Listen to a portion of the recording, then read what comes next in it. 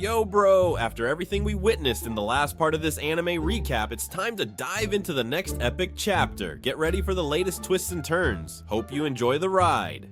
Later at the practice grounds, the students are gathered to test their Thundershock spell. Sistine feels so rejected from earlier that she vents out all of her anger on the training dummy. Requazelle's turn comes up, but she can't get herself to even aim at the dummy, so she uses a military-grade spell to destroy the training dummy and scares the bejesus out of her classmates. She was deemed a weirdo by the students before, but now she is labeled as dangerous as well. So the first day of Requazelle's student life is going pretty well. Rumia and Sistine still try to befriend Requazelle and take her to the cafeteria to eat lunch. Requazelle orders a pile of strawberry tarts and eats everything herself, but still, the girls try to get along and invite more classmates to join them, so Glenn finally gets relieved and goes to the library to meet with Celica. There, he discusses Requazelle and wonders if she would get more social on his class's upcoming field trip. The field trip begins soon after, and Glenn promises to take the boys to the beach of Cineria Island so that they can see all the girls in their bikinis. At the port, Glenn notices that Albert is in the disguise of a creepy old man, so he realizes that Albert is actually the person who is in charge of protecting Rumia and Requazelle is just a decoy. Albert comes out of his disguise and warns Glenn to stay wary of Requazelle because of something that happened in the past, and then Albert goes to hide again. After reaching the island, Glenn gets seasick and still waits eagerly to see the girls in their bathing suits. Yeah, but Rumia realizes that Glenn is not a perv and only brought everyone here so that he could teach them military-grade magic. The girls change their clothes, go for a swim, and give the boys a show worth watching. Sistine invites Glenn and the boys to play volleyball, so they give it their all and have fun till nightfall. Later at night, the boys think of a plan to sneak into the hotel and peep on the girls. Glenn doesn't like the plan and gives them a better strategy, but then he remembers that he is actually their teacher, so he tells the boys to go back to their rooms as this is clearly against the rules. The boys explain that they have their needs, so they retaliate and start an all-out war against Glenn. Requazel sees how much fun Glenn is having and tells Sistine that he was always gloomy before. Glenn defeats all of the boys and goes to the beach to have peaceful times. Sistine and Rumia take Requazelle to show her the view and play with each other to have more fun. Requazelle finally enjoys being with them, and seeing her laugh, Glenn wonders why Albert warned him about her. At midnight, Requazelle approaches Glenn and asks why he left the Imperial Mage Corps. She tells him that without him, she would have nothing to live for. Glenn tells her to live and enjoy her own life, as that is what her late brother would also want. But Requazelle doesn't understand anything that Glenn is saying and asks him what's so wrong if he stays by her side. She tells him that she hates Sistine and Rumia for stealing Glenn from her and runs away from him while crying. On the other side, the researchers of the Divine Kingdom are scheming a devious plot once again. It's a new morning and it's time for the students to go on a mountain hike to an infamous white alchemy research lab. Everyone, including Sistine and Rumia, gets very tired. Sistine tries to talk with Requazelle, but she doesn't talk to them. She repeatedly tells the two girls to shut up and screams at them, saying she hates them both.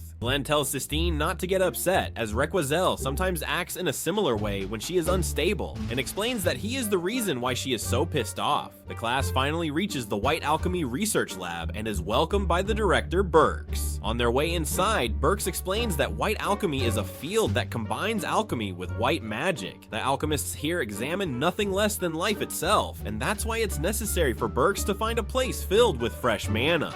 When saying that, Burks gives Rumia a look, so she gets a bit suspicious. The students enter a room where the alchemist combines multiple plants and animals to create chimeras. Rumia doesn't like the fact that people are manipulating life itself, and to her it seems wrong. Sistine explains that this research lab doesn't actually do something like that, and mentions that there was a time when the alchemists tried to find a way to bring the dead back to life using a project called Revive Life. An alchemist approaches them and tells Sistine that although she is right, the alchemists later found out that there was no existing magic that could resurrect the dead. Glenn explains that the alchemists figured that they needed 3 crucial ingredients to bring back the dead: a new body created using the same genes, an astral code that can transform memories into data, and alter ether, which resets a person's soul. And combining that with that, the alchemists thought that they could create a perfect duplicate of the deceased. Glenn mentions that multiple people needed to be sacrificed in order to revive one person, and that kind of trade-off wasn't sustainable, so the project was abandoned. abandoned. But the alchemist with them tells them that he has heard of rumors of the researchers of the Divine Kingdom successfully reviving people after stealing Project Revive Life's data. Glenn thinks that this is just speculation and moves on from it. Sistine asks out of curiosity if there's anything else that is needed to revive a person aside from the 3 elements that Glenn mentioned earlier, so the alchemist explains that there is someone with original magic, but finding that person is impossible. In the evening, Rumia sees Requiselle alone, so Glenn tells her to get it over with, but Requiselle has started to hate Sistine and Rumia so much that she behaves badly again and runs straight to the beach. Glenn tells Sistine and Rumia that Requiselle is mentally a little child because that's just the way she was born, and he hopes that they didn't lose their patience with her. Sistine understands that Requiselle needs friends and decides to go look for her, but Glenn tells her to stay and goes himself, as he is the teacher.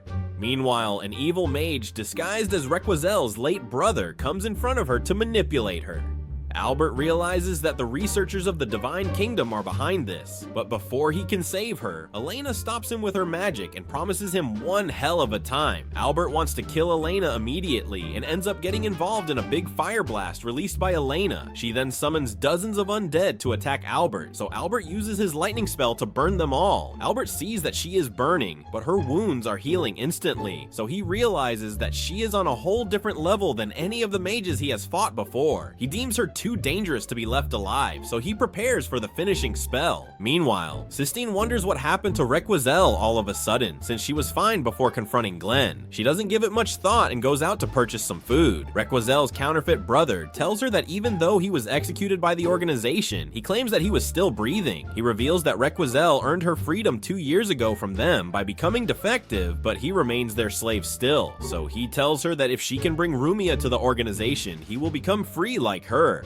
Glenn arrives there to rescue Requiselle from the fake evil mage, but Requiselle thinks that her brother is real, and so she betrays Glenn, stabbing him with her greatsword. While battling Elena, Albert sees Glenn on the ground and realizes that Elena's true goal was to lure him away from the beginning. As her objective is now fulfilled, she escapes from the scene. Sistine comes to Rumia's room to see that she has been stabbed unconscious by Requiselle. Requiselle tells Sistine that she has already killed Glenn, which breaks her completely. Still, she stands up again to save Rumia, but she doesn't have enough courage to shoot someone. Sistine remembers how weak she was all her life and gets frozen by pressure, so Requiselle uses this opportunity to flee with Rumia. Albert comes to the room carrying Glenn and tells Sistine that he doesn't have much more time left. Sistine begins to cry, so Albert tells her a way to save Glenn, the white magic ritual reviver, but that requires a lot of mana, so both Albert and Sistine will need to give their entire mana to him. Albert begins to write the magic circle while Sistine hesitantly gives Glenn CPR. Rumia wakes up in a secret lair of the researchers of the Divine Kingdom hanging on the ceiling. Rumia asks Requiselle why she betrayed her and Glenn. Requiselle explains that she had no other choice but to dedicate herself to her brother in this cause, because she doesn't have any other reason for living. Glenn remembers when he found Requiselle half dead in the blizzard and apologized to her for arriving late. He regains consciousness and thanks Albert for saving him, but Albert gives all credit to the sleeping Sistine, as she did the most by giving all of her mana. Albert wants to use Sistine to rescue Rumia, but Glenn opposes it because he thinks of her as a child. Rather, he asks what they are up against. Albert explains everything to Glenn and tells him that he had already predicted the researchers of the Divine Kingdom showing up here. Albert didn't tell Glenn about all this, as he was planning to use Rumia as bait from the beginning, but his plan backfired. Albert corrects himself, saying he was only following orders and blames the superiors for coming up with this plan. On top of that, he blames Requiselle for being a naive little brat and decides to eliminate her if she stands in their way any longer. But Glenn doesn't want to harm Requiselle and wants to clear up her confusion. Albert gets mad at Glenn as he wants to play a hero after running away and abandoning his companions. Glenn knows that he has messed up, but wants to make up for his mistakes. So Albert finally agrees with Glenn and gives him a gun in case of an emergency. Back at the lair, Rumia is being experimented on with dark magic. The Chemist Research Lab's director, Burks, reveals himself to be a member of the researchers of the Divine Kingdom and tells of his plan to use Rumia to succeed in his project Revive Life. Burks thanks Requiselle's fake brother for gathering all 3 enemies and for persuading Requiselle to join him and bring the amplifier Rumia. Burks tells Rumia that the researchers of the Divine Kingdom are not evil, rather he thinks that the Imperial family is evil and corrupt. Elena tells tells Burks to stop teasing Rumia, so he proceeds to the main part of the machine and tortures Rumia for Project Revive Life. Polina realizes that she is being tracked by a magic signal from Albert, but it's too late as Albert and Glenn have already arrived. Glenn thinks that there is no security, but he jinxes it and a mana beast appears out of nowhere. Albert easily defeats the beasts using fire magic, so they keep moving towards Rumia. Meanwhile, Sistine wakes up and tells her classmates about the situation. Glenn and Albert face another mighty beast, and Glenn uses the extinction ray to kill the beast. Burks gets upset seeing his beasts fall one after another and promises to make Glenn take his last breath. Elena, being the evil witch she is, puts a conditional curse on Burks because of the promise he just made. She then takes her leave, as she knows that Albert and Glenn will eventually reach here and defeat Burks. The students of Class 2 argue over what they should do after hearing about the situation from Sistine and decide to go find and help Glenn rescue Rumia. Burks approaches Glenn and transforms into a nasty monster. Albert fights Burks as a distraction, and Glenn heads towards Rumia's location. The class nerd, Jibble, tells the class that they shouldn't interfere, as they will just become liabilities, and wants to trust Glenn on this one. Sistine agrees with Jibble, tells everyone that waiting here is the best, and begs them to believe in Glenn.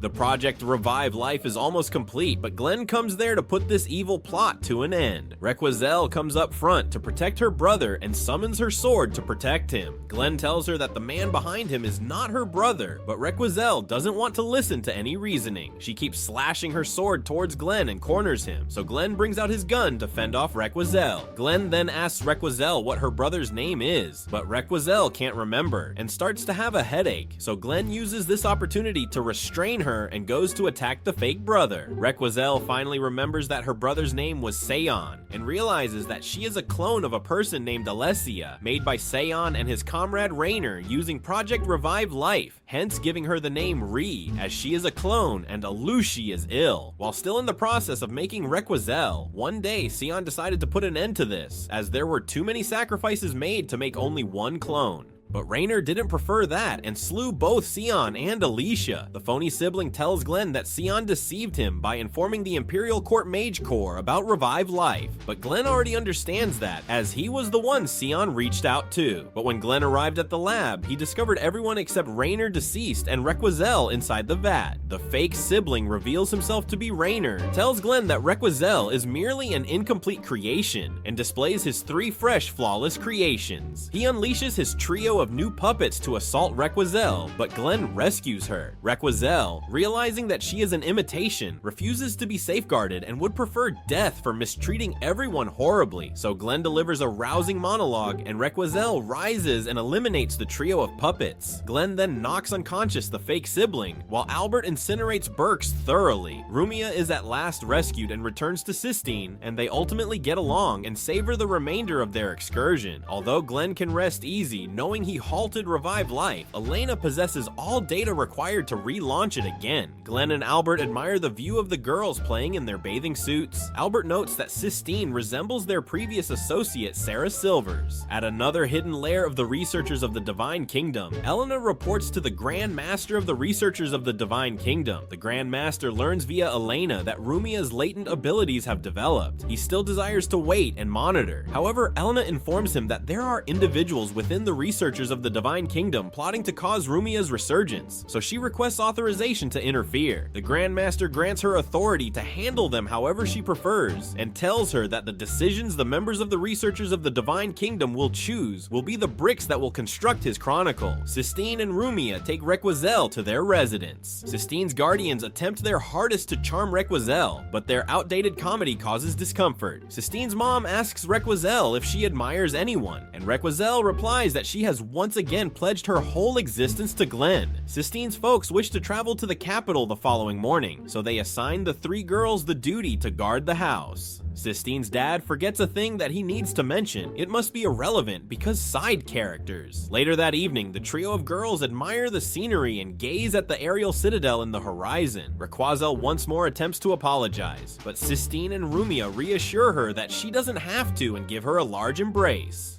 The following school day, Professor Celica spots that Sistine is intrigued by Nogalius's Sky Citadel and recalls that her deceased grandfather, a famed scholar, dedicated decades researching the Sky Citadel well, too. Sistine aspires to fulfill her late grandfather's intentions, but she's uncertain if she will succeed. Celica advises her to press onward, saying she will attain her aspirations someday, and she wishes her well. Celica then descends to a hidden vault to access a subterranean labyrinth. Glenn encounters Sistine at the archive and chooses to spend time with her. He brings up the fact that Sistine literally kissed him while administering CPR, which causes Sistine to blush immensely until her face reddens.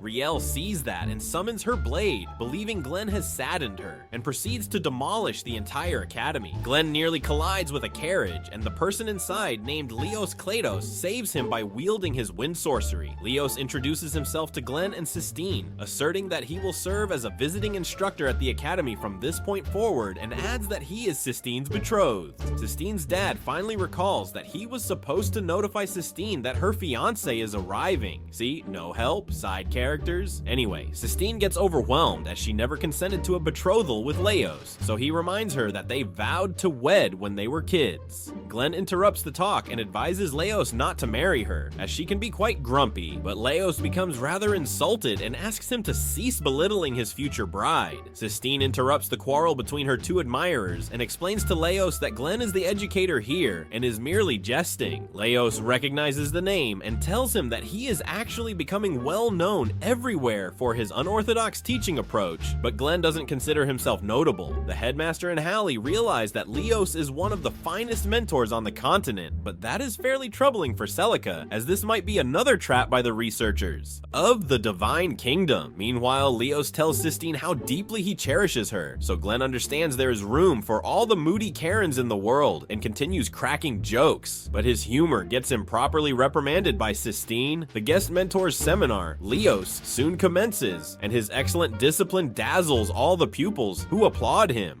Glenn also attends the lecture from the back seat. He sees how pitch perfect Leo's lecture was, and how easily he explained a military grade technique, but he shouldn't be teaching these lessons, as the students have not matured yet, according to Glenn. If the students learn to harness huge power without being aware of what power means, they won't understand what it represents. Rumia also realizes that Glenn isn't approving of Leo's lesson, and tells him that she thinks Glenn's lessons are far better, as he tries his best to make the students grow wiser too. Leos comes up the stairs to hear Sistine's candid opinion of his lecture. Sistine says it's quite fabulous, so Leos thinks that he has cleared the first hurdle on his path to becoming the perfect husband. He asks Sistine to go for a walk and takes her away to discuss private matters. They walk side by side and remember their childhood days of always being together. While the two are talking about their personal matters, Glenn, Rumia, and Rael spy on them like creeps. Leo suddenly proposes to Sistine to marry her, so Glenn gets excited that her favorite student is getting married.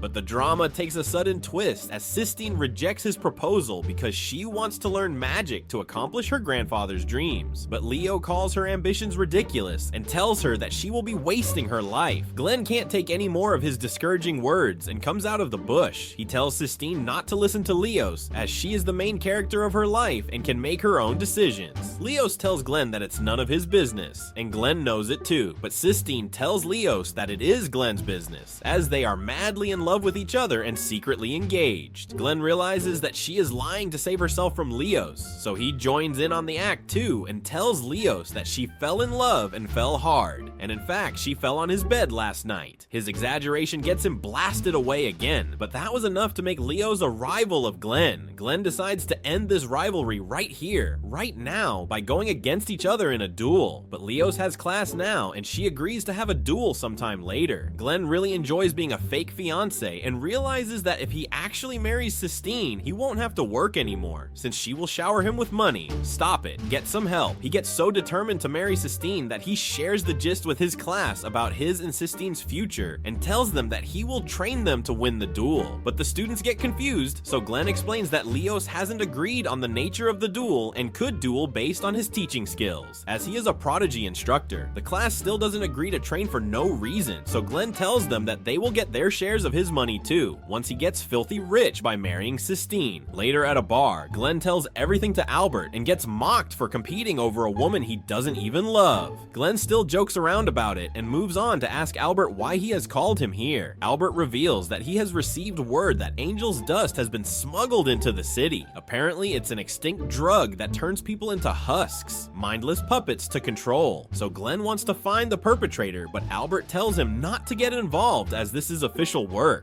Albert reveals that their late comrade Sarah gave her life to destroy this drug's production once and for all, but now that it's back, Al thinks that Sarah died for nothing. Glenn wants to save people this time, so Albert realizes that Glenn sees Sarah's resemblance in Sistine. Their discussion ends, and Glenn leaves the bar. He remembers his and Sarah's times together. Sarah always encouraged Glenn to keep on with his dreams of becoming a mage of justice, and was a great friend. Meanwhile, Leos reports back to a mysterious man and tells him that Glenn acted the way he predicted. The mystery man then tells Leos to put on a great show with Glenn to lay the foundation for his next scheme. Leos finally comes up with the terms of their duel and makes Hallie the referee. Hallie explains that this will be a Mage Corps battle, and in this battle, one class will face the other in a mock battle. Both classes' professors will be their commanders, and they will be obeying their orders. Hallie adds that every spell in this mock battle will be similar to military-grade magic, so he tells the weak to leave the battlefield at once. Winning this battle will depend on how the commanders deploy their forces and use tactics. When combat begins, both teams have 3 hours to fight, and if one team can capture the enemy base, they win. He adds that if a commander gets defeated, the other team also wins. Leos comes to Sistine saying that he will win this and also win her heart. That makes Glenn furious, as he wants her heart so that he can get the money. Sistine reveals that she is marrying nobody and wants to continue learning, but then she imagines the scenario of her and Glenn actually marrying each other, and that makes her blush again.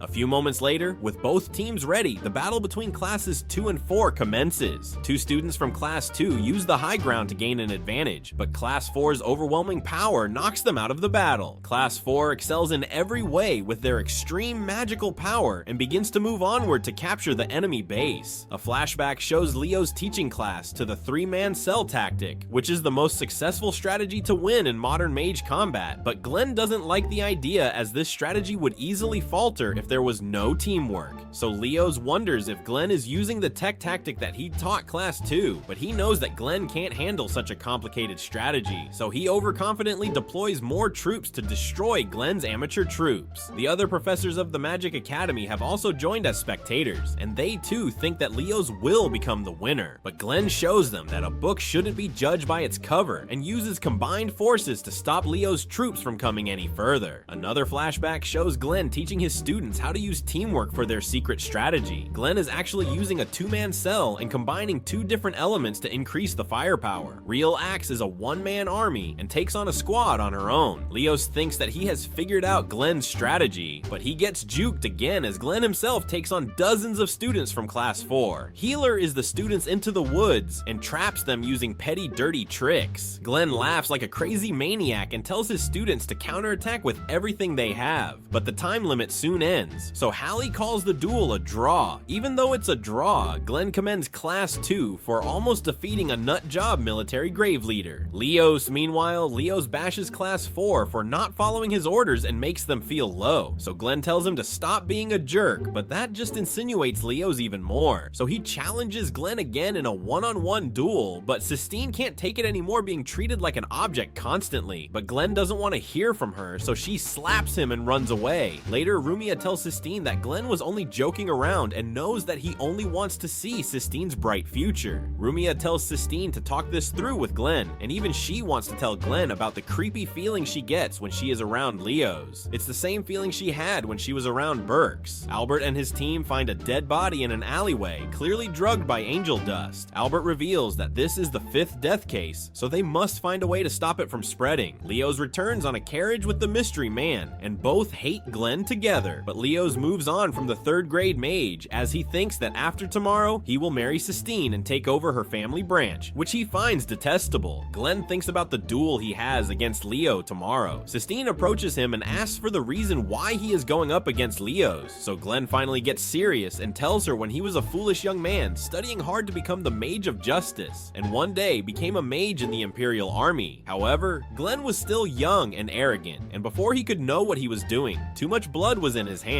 so he began to hate magic for sending him down the wrong path. But he still didn't lose hope of becoming the Mage of Justice because he had his friend Sarah who supported his dream. But on one mission, Glenn failed and let Sarah die. Her death made him as disenchanted as ever, so he gave up being a mage and became a shutout. That's why Glenn wants Sistine to still have her ambitions and solve the mystery of the Sky Castle, so that he can atone for losing Sarah by protecting her dream because she reminds him of Sarah. And when Leos wanted to snatch Sistine's dreams away, Glenn couldn't just stand by. Hence the duel. Sistine gets happy hearing that she has someone who will support her dreams and promises to work harder from now on. Leos finds his way there too, bringing up Glenn's past and insulting him for being a ruthless murderer. Glenn gets provoked and goes into hand-to-hand combat, but he has actually fallen for a trap, and Glenn uses his trance magic to summon Tulpas to defeat him ruthlessly. Leos finally shows Sistine his true colors and threatens to marry her. The next morning is supposed to be Glenn and Leo's duel, but Glenn never shows up. Leos begins to abuse Sistine, so she hopelessly seeks Glenn's help, but since he disappears, Sistine accepts Leo's proposal. Their marriage is about to happen next week, and her friends don't interfere. A flashback shows Rumia telling Glenn about Sistine's odd behavior before the duel. Glenn assures her that he will fix everything, but he has disappeared since then. Still, Rumia has faith in Glenn, and asks Requisel to have faith in him too. A week passes, and the marriage ceremony is about to begin, so Sistine walks down the aisle as the bride and reads their vows, but when they are about to kiss, Glenn finally interferes and uses a smokescreen to retrieve Sistine. Glenn apologizes for being away and explains that he looked for ways to defeat Leos and came up with a plan to beat Leos. Sistine tells Glenn that Leos doesn't have a goal and uses her for ulterior motives. Their path gets suddenly blocked by husks controlled by angel dust, and support comes from Albert's team for the students. Glenn tells Sistine to run, but she undermines the husk, so he makes the path using his new tricks and runs with Sistine. Glenn remembers that similar events happened when Sarah died, so he wonders if Leos is trying to do that. He realizes who the perpetrator is, so he strongly desires to protect her, but Sistine gets afraid seeing Glenn kill everyone who is already dead. Leos finds Glenn and commends him for defeating the husks. Glenn reveals that this guy is not Leos and is a former executioner of the Court Mage Corps, Jadis. So Jadis comes out of his disguise and reveals that he killed Leo's videos using angel dust right after the battle between classes 2 and 4. After Sistine runs away, Glenn asks Jadis if he did all of that, including sending Leos here to only orchestrate a fight against Glenn. Jadis confirms it and reveals that his true goal is to exact justice, but Glenn knows that he is just using justice as an excuse so he can go around murdering all the powerful mages of the army and important figures of the Empire. Jadis again agrees to what Glenn said and reveals that he plans to obtain the Akashic Records. Apparently it contains the power to rule over the very principles of this world and wants it all for himself, but since its power can only be held by someone who is absolutely just badass, Jadis wants to be Glenn, whom he got defeated by 2 years ago. Jadis wants to be the Mage of Justice, so he uses the same magic that he used when he was disguised as Leos. But this time, Glenn finds a way to destroy the magical puppets. Meanwhile, Sistine realizes that she is a fool for pushing Glenn away and wonders what she should do. Glenn uses Iceman magic against Jadis, but he blocks it using fire magic. Jadis is clearly stronger than Glenn and gets the upper hand by using his magic puppets again, but Sistine saves Glennon, tells him that she wants to protect him too. Jadis doesn't enjoy the drama, so he prepares to summon his puppets again. Sistine and Glenn prepare to fight together as well, and with their powers combined, they completely destroy the puppets. Sistine then boosts Glenn's speed, and he doesn't miss the punch. But the fight is just the beginning, and Jadis prepares to summon a magical creature so big that it shouldn't be defeatable. But with Sistine's help, Glenn finally reaches Jadis in time and defeats him. But then he notices that Sistine has fainted, so Jadis uses this opportunity to escape and promises to take Glenn on a challenge again. Glenn carries Sistine back to the students as they cheer him on his win. Later at the bar, Glenn apologizes to Albert for letting Jadis go, but Albert isn't mad at him as he wasn't supposed to get involved in this case anyway. They both know that Jadis is a psycho, but this time there's something new, and that is the Akashic Records. The next morning, Glenn returns to work and makes fun of Hallie on the way. Celica reveals that she will be heading out on a full exploration of the underground labyrinth and tells Glenn that she will be counting on him. Glenn returns to his class, rises up again, and dreams of becoming the Mage of Justice again. To all Leaf Village ninjas. That is it for today. Recap, do not forget to join our clan, our army, my friend. You can do that by clicking that red button below the video, destroy it for me with that bell. To follow us on YouTube with many videos to come in the following days. So see you later, bro. Peace out.